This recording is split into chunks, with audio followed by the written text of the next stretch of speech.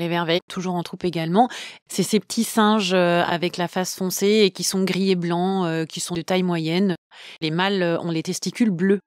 Fait relativement marquant qui fait beaucoup rire les gens quand on est en safari. Il est vraiment d'une couleur bleu pétant. C'est des petits singes qui sont très malins, bien souvent qui vont chercher la nourriture et qui se laissent facilement approcher par les humains parce que on a malheureusement la mauvaise tendance à vouloir nourrir les animaux, quoi qu'il arrive, que ce soit dans la nature ou quoi. On a toujours l'impression que les animaux ils peuvent pas se nourrir eux-mêmes.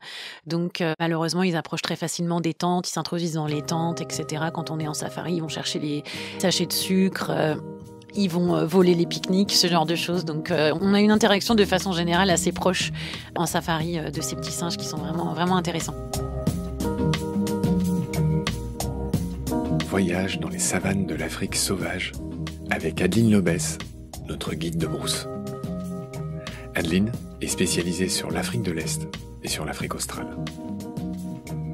Dans cet épisode, nous faisons la part belle aux singes. Nous avions parlé, entre autres, des chimpanzés et des gorilles dans l'épisode précédent.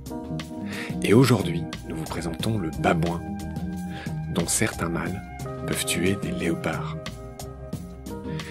Nous vous raconterons aussi le vervet et ses cris d'alerte différents en fonction du prédateur. En effet, l'arrivée d'un léopard, d'un aigle ou d'un serpent déclenche des cris d'alerte différents qui donne suite aux réactions les plus adaptées. Nous parlerons aussi du colobe, qui doit son nom au fait de n'avoir qu'un moignon de pouce. Et pour ce dernier épisode de cette mini-série Afrique, je vous ai préparé de belles surprises. Vous allez notamment entendre le cri du galago, alias le bush baby, dont les cris ressemblent à s'y méprendre aux pleurs d'un bébé, d'où son nom anglais. Voyage en Afrique avec Adeline, c'est parti. Salut Adeline. Salut Marc. Alors, j'ai eu très envie que tu me parles du babouin, de son petit nom latin Papio. Ouais, donc le babouin, c'est pareil, c'est effectivement un primate qu'on voit très très souvent dans la savane, en Afrique de l'Est, en Afrique australe. On les voit par troupes, on appelle ça des troupes de babouins. Hein. Au niveau du comportement, on a plusieurs mâles dominants.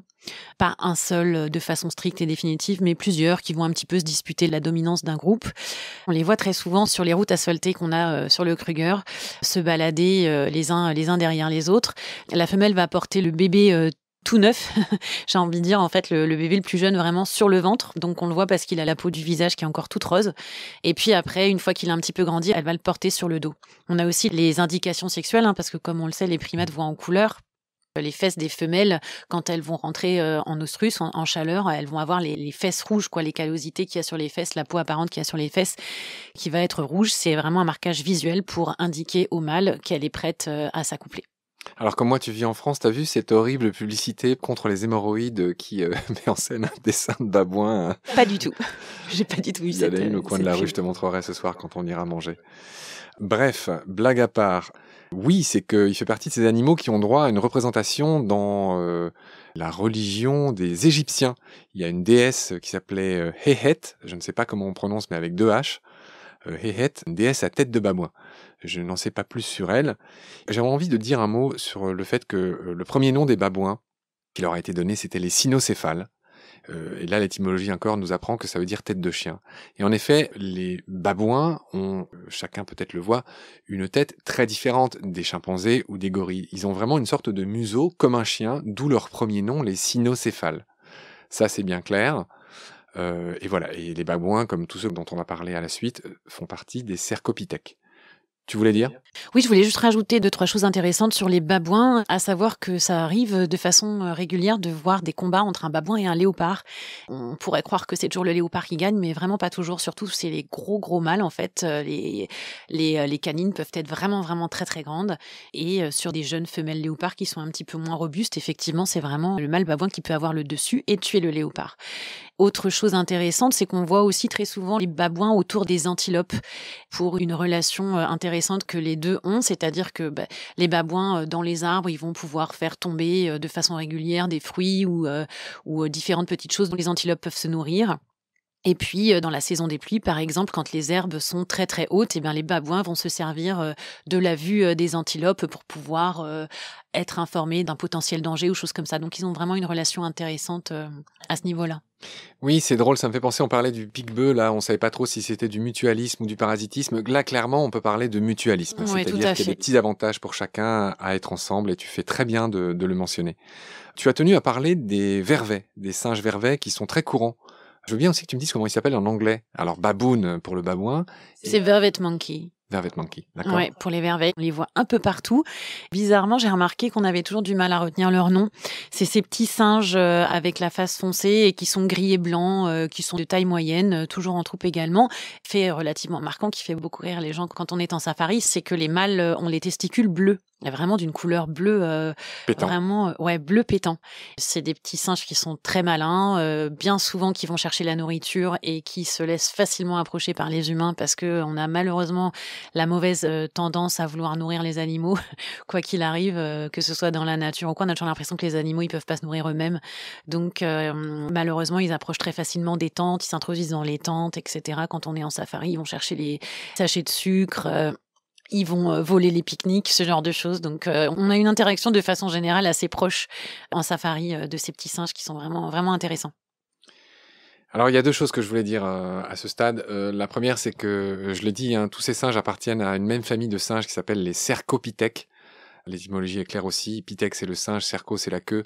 Donc, c'est des singes qui ont une queue qui n'est pas préhensile, par contre. Ils ont une longue queue qui balance, mais cette queue ne le sert pas à s'accrocher dans les branches. Ça, c'est plutôt les singes araignées dans le Nouveau Monde, hein, notamment en Amérique latine.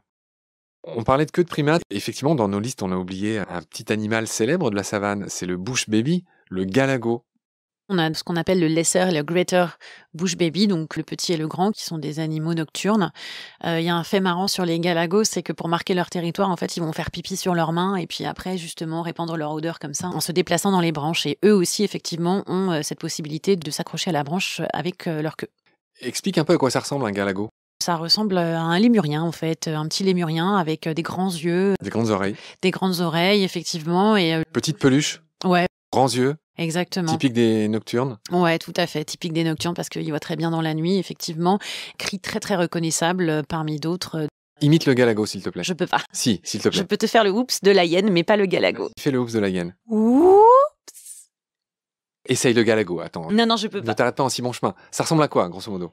Ah, ça ressemble à un pleur de bébé. Ah, d'où le bush baby. Oui.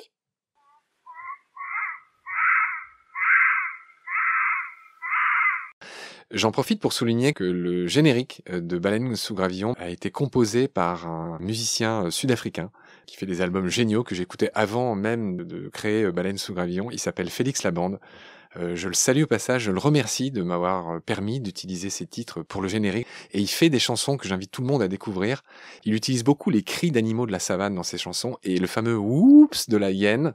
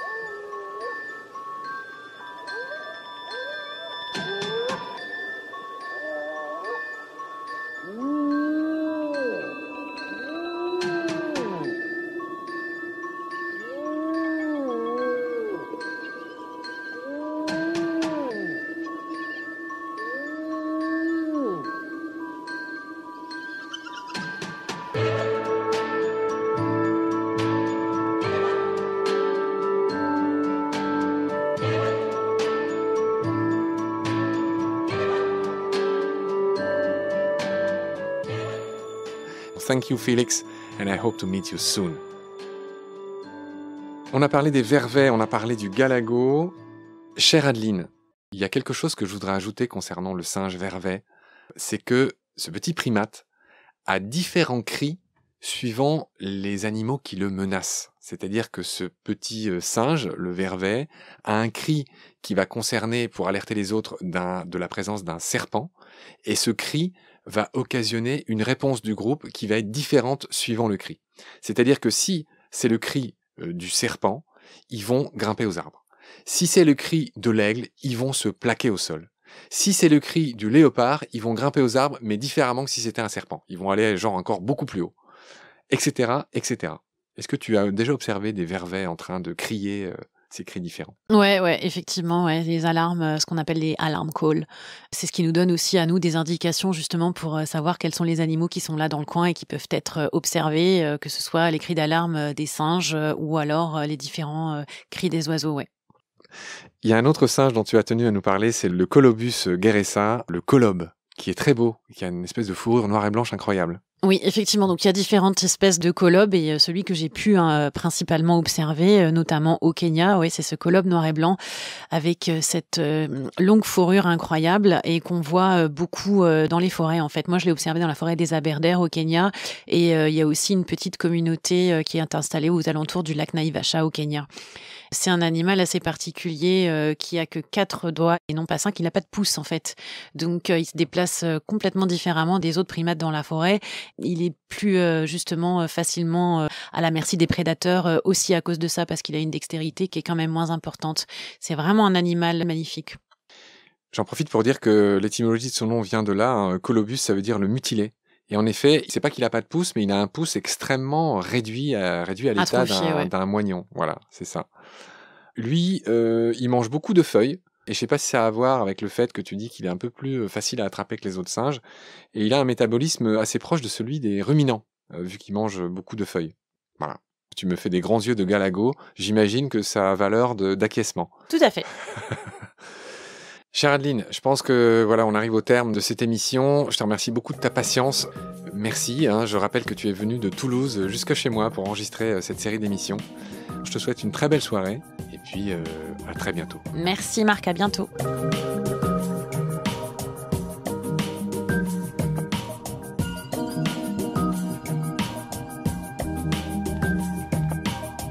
C'est la fin de cet épisode. Merci de l'avoir suivi. Merci de partager le lien de Baleine sous Gravillon et de vous abonner si vous avez aimé. Des étoiles et des commentaires sont les bienvenus si vous écoutez l'émission sur iPhone. Celles et ceux qui le souhaitent peuvent aussi nous aider en faisant un don sur le site Tipeee. Merci par avance. Vos critiques, conseils et suggestions sont aussi les bienvenus sur la page Facebook de Baleine sous Gravillon. Je remercie mes équipiers pour leur aide précieuse, ainsi que Félix Labande, l'auteur sud-africain de la chanson du générique. Je vous retrouve très vite pour un nouvel épisode. D'ici là, prenez soin de vous et de ce qu'il y a autour de vous. Merci, à bientôt.